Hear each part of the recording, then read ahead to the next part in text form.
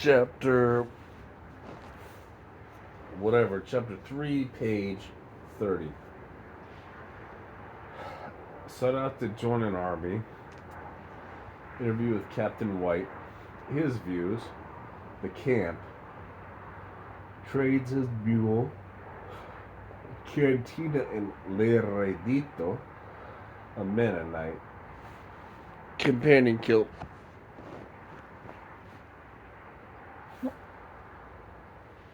He was lying naked under the trees with his rags spread across the limbs above him when another rider going down the river reined up and stopped. He turned his head. The willows, he could see the legs of a horse. He rolled over onto his stomach. The man got down and stood beside the horse. He reached and got his twin-handled knife. "Out of there," said the rider. He didn't answer. He moved to the side to see better through the branches. "Out of there, where are you at? What do you want?" "Wanted to talk to you." "What about?" "Hellfire. Come on out. I'm white and Christian." The kid was reaching up through the willows, trying to get his breeches. The belt was hanging down, and he tugged at it, but the breeches were hung on a limb. "God damn," said the man. "You ain't up in the tree, are you? Why don't you go on and leave me the hell alone? Just wanted to talk to you. Didn't intend to get you all riled up. You done got me all riled up. Was you the feller knocked in that Mexer's head yesterday evening? I ain't the law. Who wants to know?" "Captain White. He wants to sign that feller up to join the army." "The army?" "Yes, sir." "What army?" "Company under Captain White. We going to whip up on the Mexicans." "The war's over." "He says it ain't over. Where are you at?" He rose and hauled the breeches down from where he'd hung them and pulled them on. He pulled on his boots and pulled the knife in the right boot leg. He came out from the willows, pulling on his shirt. The man was sitting in the grass with his legs crossed. He was dressed in buckskin and he wore a plug hat of dusty black silk. He had a small Mexican cigar on the corners of his teeth. When he saw what clawed its way out through the willows, he shook his head. "Kindly fell on hard times, ain't you, son?" he said. "I just ain't fell on no good ones." "Are you ready to go to Mexico?" "I ain't lost nothing down there." "It's a chance for you to raise yourself in the world. You best make a move some way or other before you go plumbing under." "What did they give you?" "Every man gets a horse and his ammunition. I reckon we might find some clothes in your case." "I ain't got no rifle." "We'll find you one." "What about the wages?" "Hellfire, son. You won't need no wages. You get to keep everything you can raise. We go to Mexico. Spoils of war. Ain't a man in the company won't come out a big old land owner. How much land you own now?" I don't know nothing about soldiering." The man eyed him. He took the unlit cigar from his teeth and turned his head, then spat and put it back in. "Where you from?" "Tennessee." "Tennessee. Well, I don't misdoubt but what you can shoot a rifle."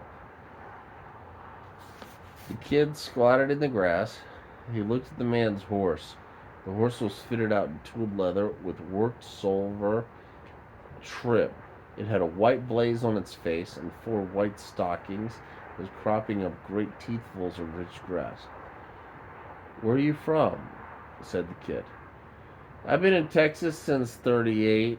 If I'd not run up on Captain White, I don't know where I'd be this day. I was a sorrier sight even than what you are, and he come along and raised me up like Lazarus, set my feet up on the path of righteousness. I done took to drinking and whoring till hell wouldn't have had me. He's seen something in me worth saving, and I see it in you. What do you say?" "I don't know. Just come with me and meet the captain." The boy pulled at the haulms of grass. He looked at the horse again. "Well, don't reckon it hurt nothing." So they rode through the town with the recruiter splendid on the stocking-footed horse and the kid behind him on the mule like something he'd captured. They rode through narrow lanes where the wattled huts steamed in the heat.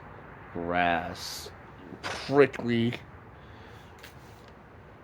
pear grew on the roofs, and goats walked about on them, and somewhere off in that squalid kingdom of mud, the sound of the little death bells tolled lightly.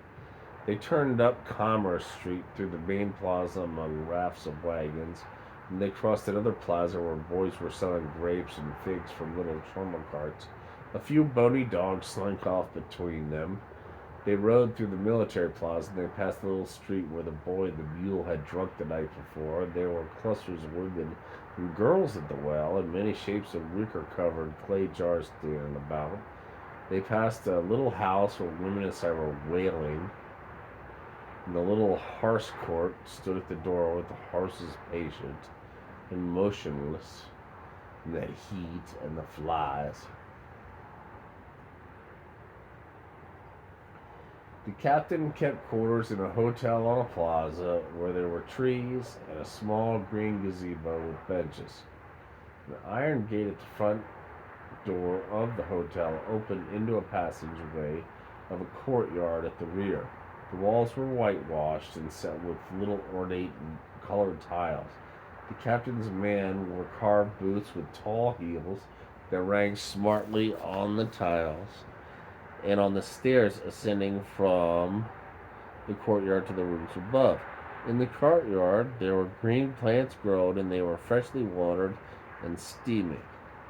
The captain's man strode down the long balcony and rapped sharply on the door at the end.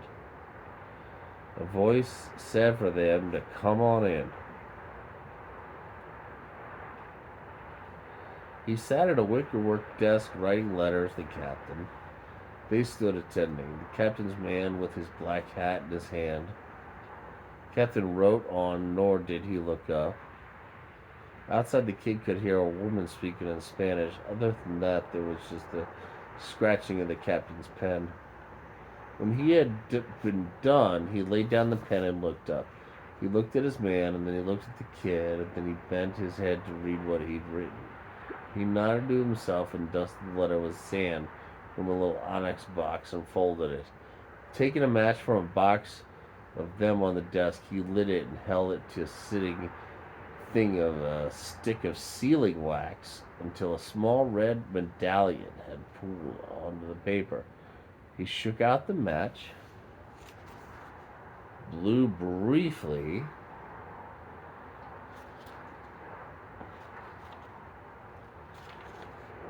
at the paper, and knuckled the seal with his ring.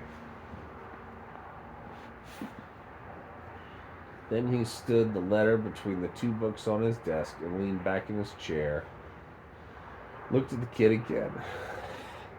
He nodded gravely. "Take seats," he said. They eased themselves into a kind of settle made from some dark wood. The captain's man had a large revolver on his belt, and as he sat, he hitched the belt around so that the piece lay cradled between his thighs. He put his hat over it and leaned back.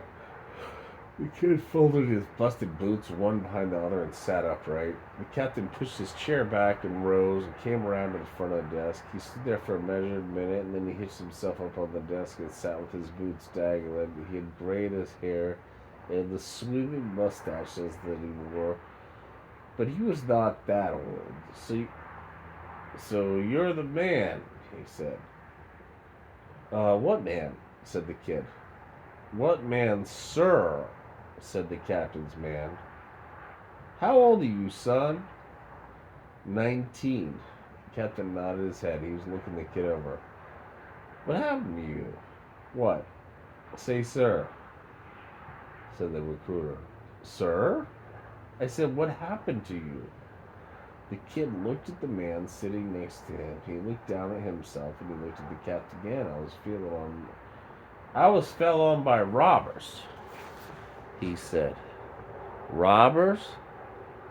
Said the captain. Took everything I had. Took my watch and everything. Have you got a rifle? Not no more, I ain't. Where was it you were robbed? I don't know. They wasn't no name to it. It was just a wilderness. Where were you coming from? I was coming from Nagadocious? Yeah. Yes, sir. Yes, sir. How many were there? Kid stared at him. Robbers? How many robbers? 7 or 8, I reckon. I got busted in the head with a Scantling. The captain squinted one eye at him. Were they Mexicans? Some. Mexicans and niggers. There was a white or two with them. They had a bunch of cattle they'd stole. Only thing they left with was like an old piece of knife that I had in my boot. The captain nodded. He folded his hands between his knees. What do you think of the treaty? He said. The kid looked at the man on the settle next to him. He had his eyes shut. He looked at his thumb. I don't know nothing about it, he said. I'm afraid that's the case with a lot of Americans, said the captain. Where are you from, son? Tennessee. You weren't with the volunteers at Monterey, were you? No, sir. Bravest bunch of men under fire I believe I ever saw. I suppose more men from Tennessee bled and died on the field in northern Mexico than from any other state. Did you know that? No, sir. They were sold out, fought and died down there in that desert, and then they were sold out by their own country. The kid sat silent. The captain leaned forward. We fought for it. Lost friends and brothers down there. And then, by God, if we didn't give it back to a bunch of barbarians, then even the most biased in their favor will admit have no least notion of God's earth of honor or justice or the meaning of a republican government. A people so cowardly, they've paid tribute 100 years to tribes of naked savages, giving up their crops and livestock, mines shut down, whole villages abandoned, while a heathen horde rides over the land, looting and killing with total impunity. Not a hand raised against them. What kind of people are these? The Apaches won't even shoot them. Did you know that? They kill them with rocks. The captain shook his head. He seemed made sad by what he had to tell. Did you know that when Colonel Donovan took Chihuahua City, he inflicted over 1,000 casualties on the enemy and lost only one man, and him all but a suicide?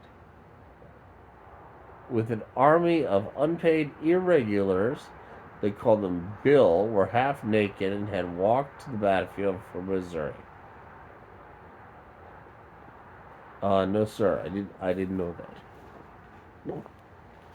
The captain leaned back and folded his arms. What we are dealing with, he said, is a race of degenerates. A mongrel race. Little better than them niggers. And maybe no better. There is no government in Mexico. Hell, there's no God in Mexico. Never will be. We are dealing with a people manifestly incapable of governing themselves. And do you know what happens with people who cannot govern themselves? That's right. Others come in to govern for them.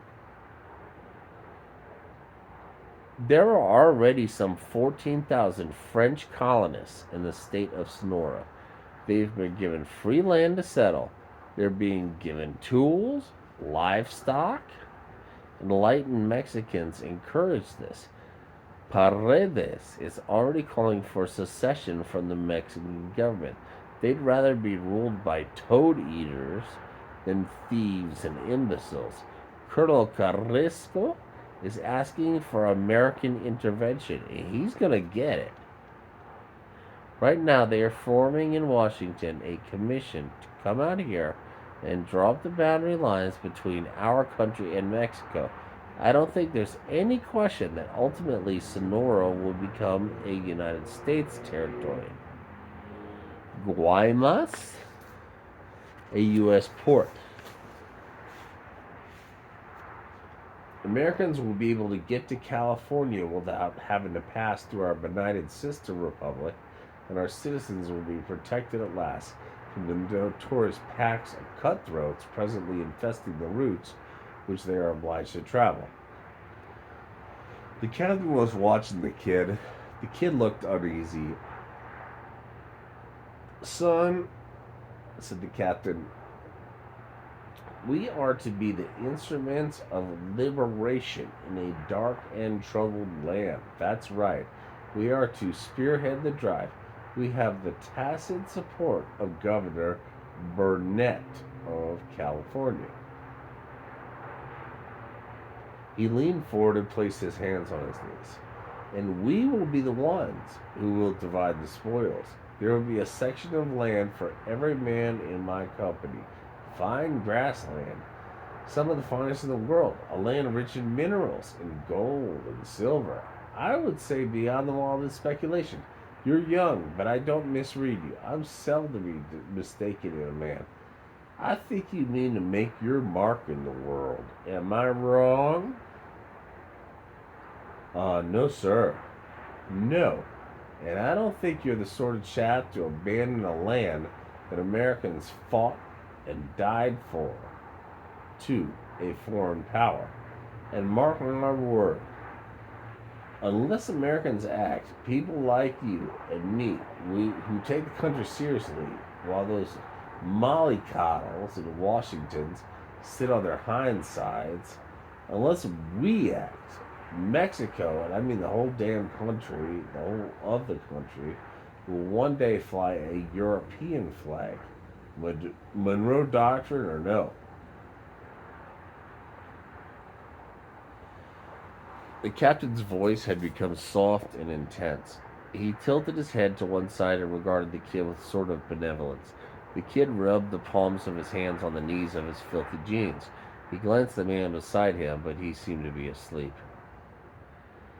What about a saddle? Saddle? Yes, sir. You don't have a saddle? No, sir. I thought you had a horse. A mule. Oh, I see.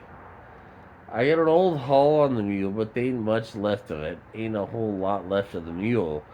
He said I was to get a horse and a rifle. Sergeant Trammell said this? I never promised him no saddle, said the sergeant. We'll get you a saddle. I did tell him we might find him some clothes, Captain. Right. We may be irregulars, but we don't want to look like bobtails, do we? No, sir. We ain't got no more broke horses either, said the sergeant. Well, break one. That old boy was so good about breaking them. is out of commission. I know that. Get somebody else. Yes, sir. Maybe this man can break horses. You ever break a horse? No, sir. Ain't no need to sir me. Yes, sir. Sergeant, said the captain, easing himself down from the desk. Yes, sir. Sign this man up.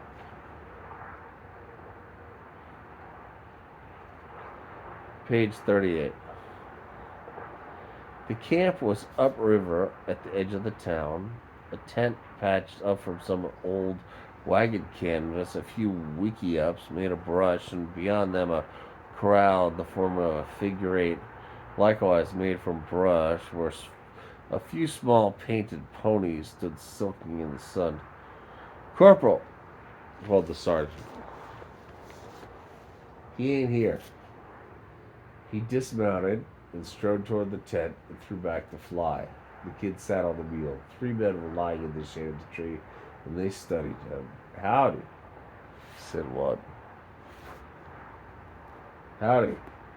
You new, man? I reckon. Captain said when we were leaving this pest hole?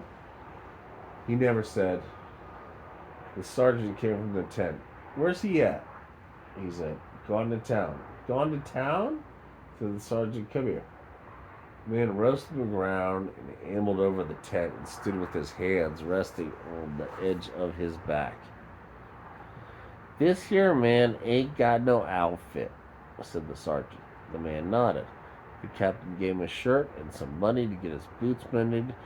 We need to get him something he can ride, and we need to get him a saddle. A saddle. Ought to be able to sell that mule for enough to get him one of something like that. The man looked at the mule and turned back and squinted at the sergeant. He leaned and spat. That there mule won't bring $10. What it brings, it brings. They done killed another beef. I don't hear about it. I can't do nothing with them. I ain't telling the captain.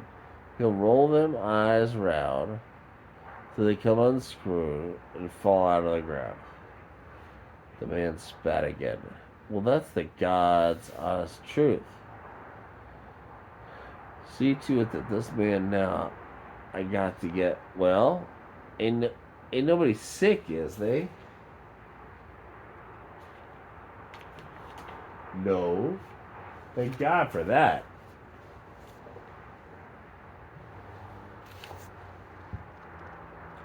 He ended up into the saddle and touched the horse's neck lightly with the reins. He looked back and shook his head. In the evening, the kid and 2 other recruits went into town. He bathed and shaved himself, and he wore a pair of blue cord trousers and the cotton shirt the captain had given him. And save for the boots, he looked like a new man altogether. His friends rode small and colorful horses that 40 days ago had been wild animals on the plain, and they shied and skittered and snapped like turtles. Wait till you get one of these, said the second corporal. You ain't never had no fun. These horses are all right, said the other. There's 1 or 2 in there yet that might make ye a horse. The kids looked out at them from the mule. They rode either side like escorts, or the mule trotted with its head up, its eyes shifting nervously. They'll all stick ye head on the ground and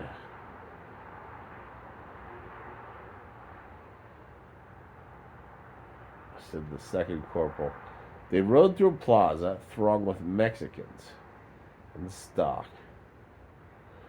Immigrants and Texans and Mexicans and slaves and Muppet Indians and deputations of Caracoas, tall and austere.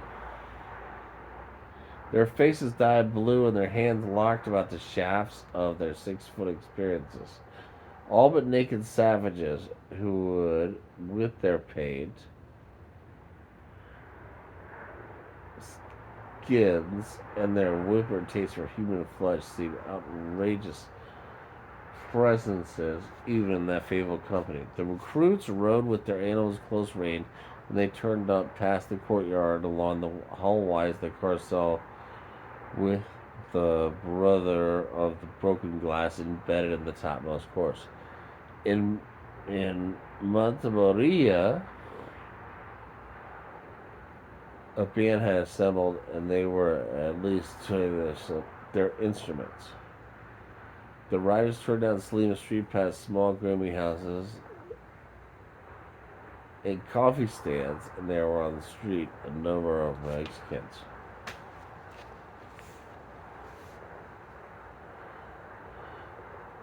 And traders and keepers of game chickens and cobblers and bootlickers in little stalls or sheets of mud.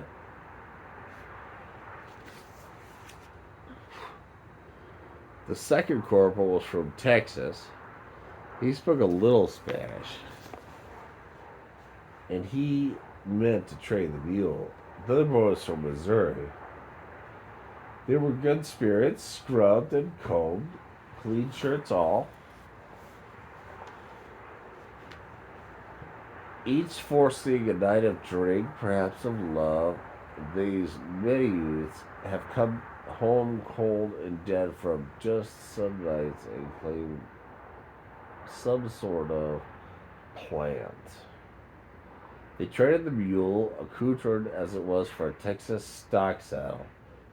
Bear tree was railhod cover, not new but sound, for bridle, and the bit was now new. For a woman and woven wool blanket,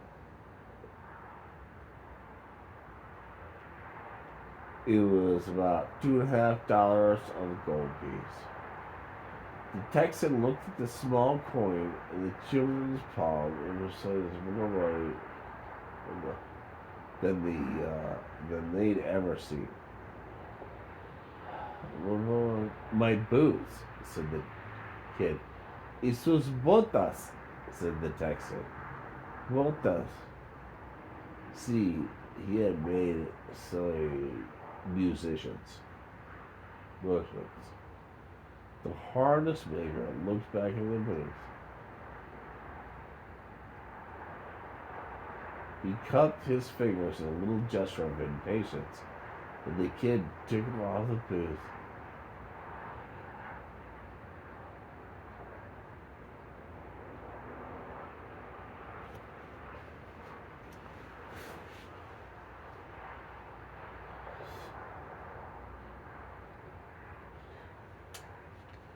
That is the end of page 41, end of page 41.